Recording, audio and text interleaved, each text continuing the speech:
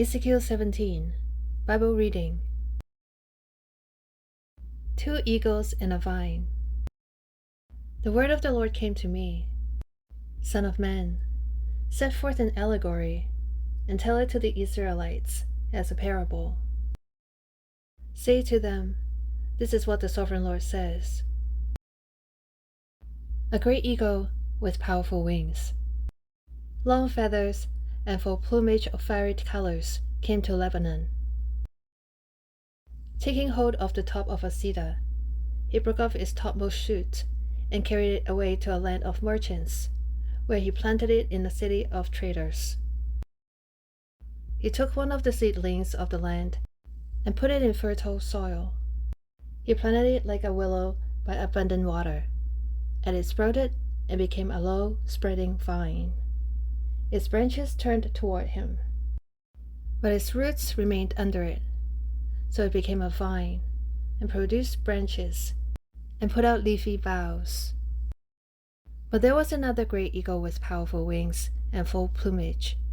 The vine now sent out its roots toward him, from the plot where it was planted, and stretched out its branches to him for water. It had been planted in good soil by abundant water, so that it would produce branches, bear fruit, and become a splendid vine. Say to them, this is what the Sovereign Lord says. Will it thrive?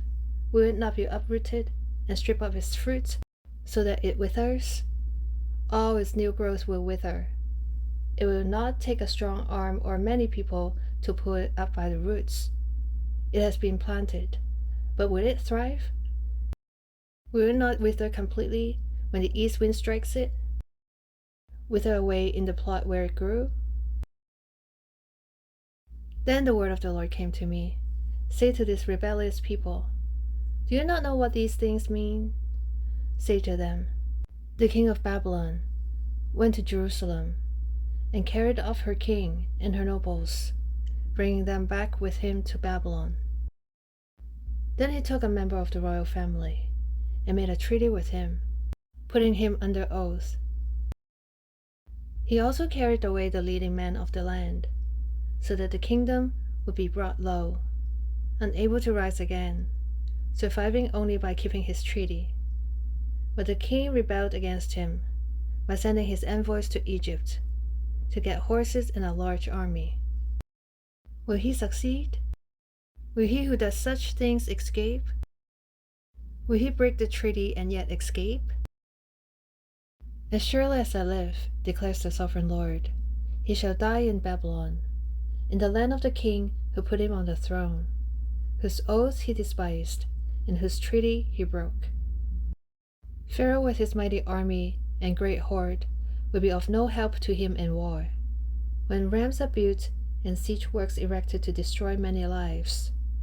He despised the oath by breaking the covenant, because he had given his hand in pledge and yet did all these things. He shall not escape. Therefore this is what the Sovereign Lord says. As surely as I live, I will repay him for despising my oath and breaking my covenant. I will spread my net for him, and he will be caught in my snare. I will bring him to Babylon and execute judgment on him there, because he was unfaithful to me. All his choice troops will fall by the sword, and the survivors will be scattered to the winds. Then you will know that I, the Lord, have spoken. This is what the Sovereign Lord says. I myself will take a shoot from the very top of a cedar and plant it. I will break off a tender sprig from its topmost shoots and plant it on a high and lofty mountain. On the mountain heights of Israel, I will plant it. It will produce branches and bear fruit and become a splendid cedar. Birds of every kind will nest in it.